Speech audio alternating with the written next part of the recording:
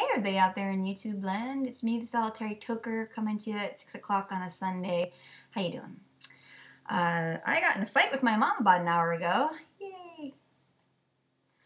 And in my opinion, there's really nothing worse than making your mother cry. And luckily, I didn't make her cry in this conversation. But I think I probably caused her stress. I think I probably caused her grief.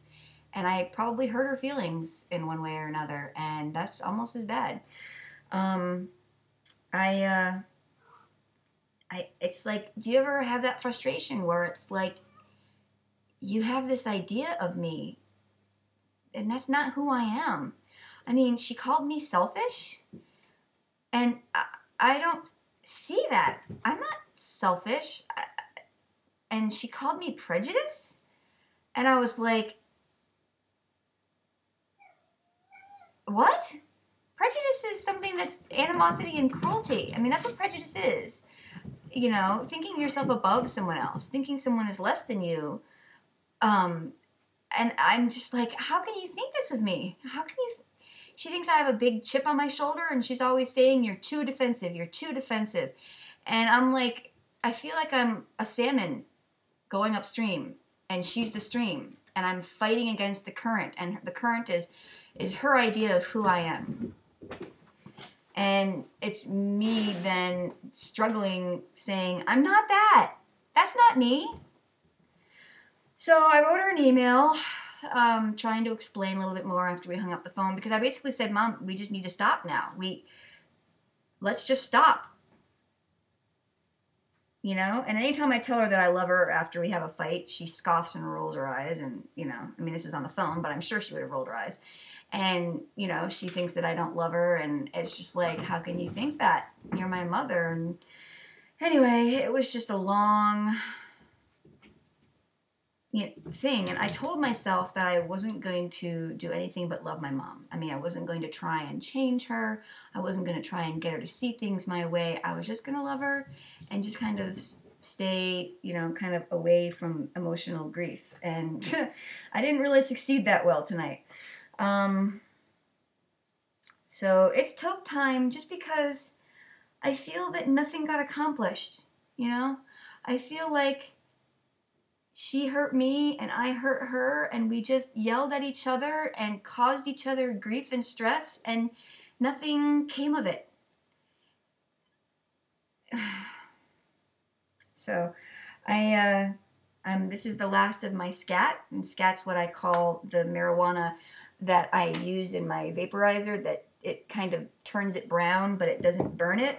So I've been using my Atmos Raw, and it's almost like using a bong, but I really, it's so hard and harsh. It's harsh. It's a harsh burn sometimes.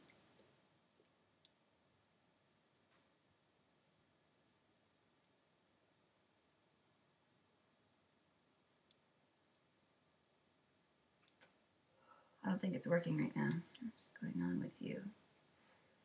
Okay, maybe we need to load it up a little bit more. Okay.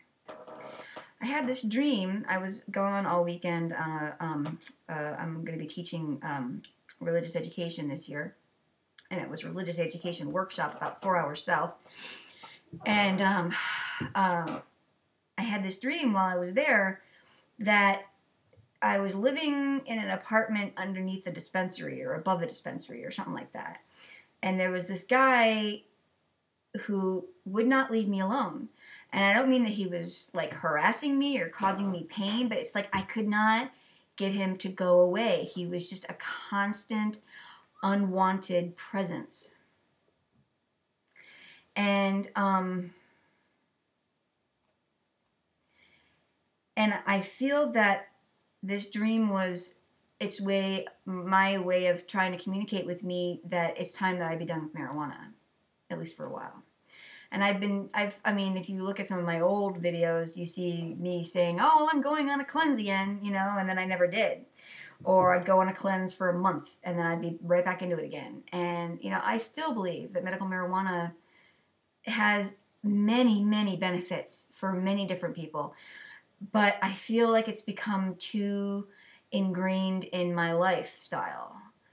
And I think that this dream was my subconscious self trying to tell my conscious self that it's just time to be done.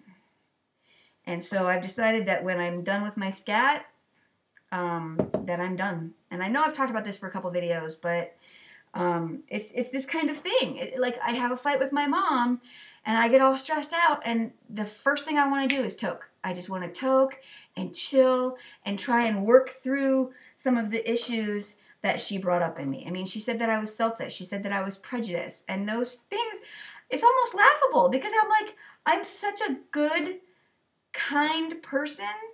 I could never be prejudiced to other people. I don't think about just myself. I mean, everybody thinks about themselves a little bit, but not to the point where I'm only thinking about myself, where I'm self-centered and no.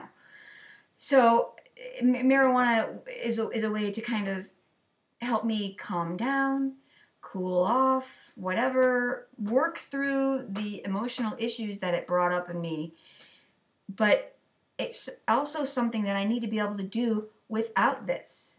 You know, I mean, people say, oh my God, I need a drink. Well, why do you need the drink? Why do you need a drink? You know, what is it about that you are needing? And it becomes a crutch. So, I still support medical marijuana, but for my own life and for my own, you know, health, my own lifestyle health, it's time to stop.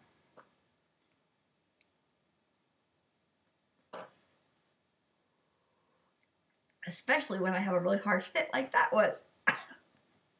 Oh my gosh. That was harsh.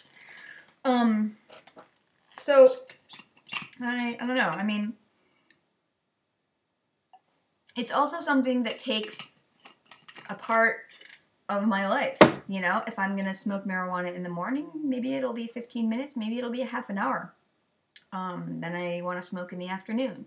Then I want to smoke in the evening. If I'm going to take my dogs for a walk, I want to smoke before. When I come back from a 2-hour walk of hiking in the woods, I want to smoke after. It's like, I feel like my life has been centered around it.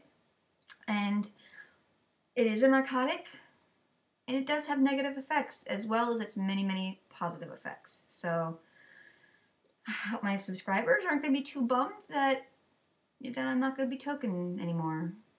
At least for a year. That's what I'm shooting for. September of next year. But also, I'm worried that, like, by September of next year comes around, I'm like, oh my gosh, it's almost September. I can start toking again. I don't know. Anyway, I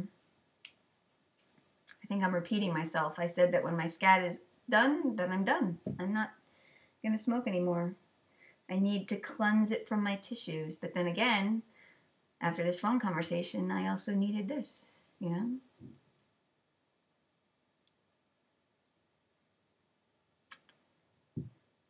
I didn't get anything on that.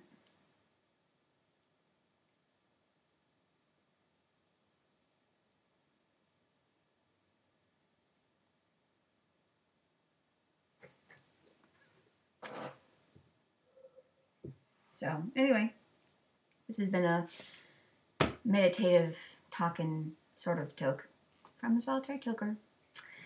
Go out there and make good choices.